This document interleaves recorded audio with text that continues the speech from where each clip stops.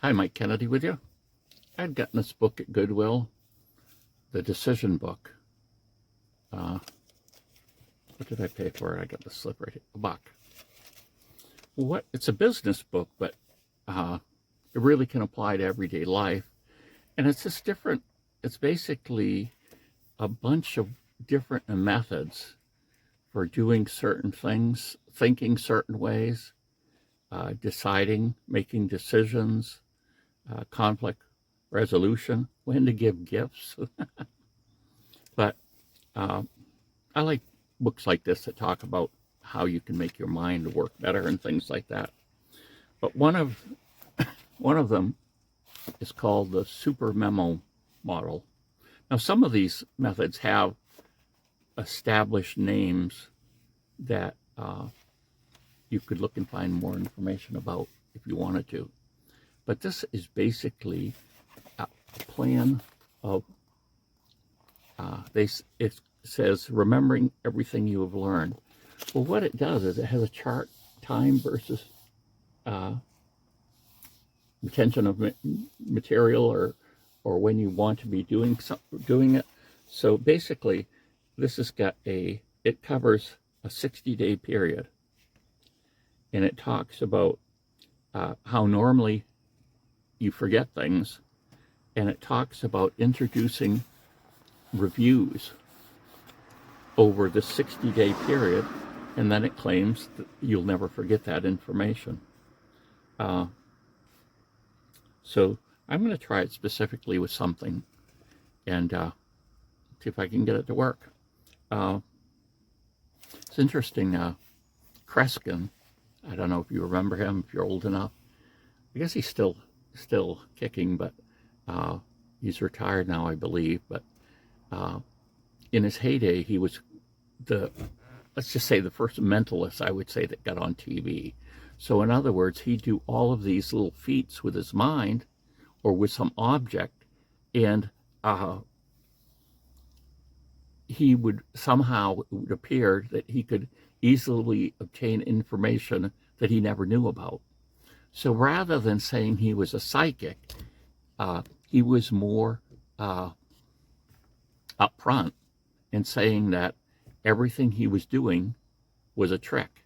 But he didn't tell how he did the tricks, usually, and they were just kind of amazing, some of the things that he did. I had a tape by him once talking about using some of the skills that he had for everyday life, and he summarized it. This is also about remembering things in the letters for AIR, A-I-R. So A was attention, I was interest, and R was repetition. And if you really were attentive to something, you were interested in it, and you repeated it, you would remember it. You'd have no problem remembering it. So that's kind of interesting, which, this is keying in the repetition, but it's putting it, rather than it bunching it all up when you first introduce the material, it is bringing that repetition into 1, 2, 3, 4 repetitions based over a longer period of time. So quite interesting. He was two of the stories he tells on this, which he tells how he did it, was in some of the places he went, he would tell him to give his paycheck to someone in the audience, and he would find the paycheck without asking any questions or anything. So basically, he would take a hold of the arm of a person who knew what it was and walk around with that person, and just like it was some kind of metal detector, the person, he would figure out without fail who had the check. And so how did he do that? Well, he was taking the person's pulse. And he could tell when it was speeding up, which was when he was getting near the money. Well, that's kind of amazing. Then another thing he would do sometimes is he would, I forget the entire trick, but it was based off knowing people's license plates and knowing things about them and stuff. And, he later confessed that in this little video, this little tape, it was actually a cassette tape, if you can believe that, that before he went in, he memorized all of the cars and all of the license plates in the parking lot.